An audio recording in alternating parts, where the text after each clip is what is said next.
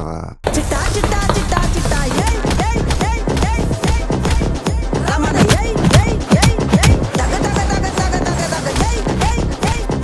ఇప్పుడు వచ్చాను కాదన్నయ్య, బుల్లెట్ దిగిందా లేదా?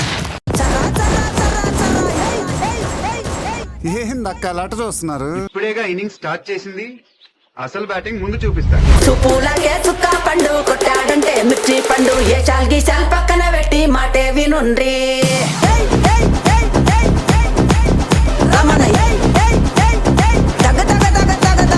చూపులాగే చుక్క పండు కొట్టాడంటే మిర్చి పండు ఏ చాల్గి చాల్ పక్కన పెట్టి మాటే వినుండ్రి.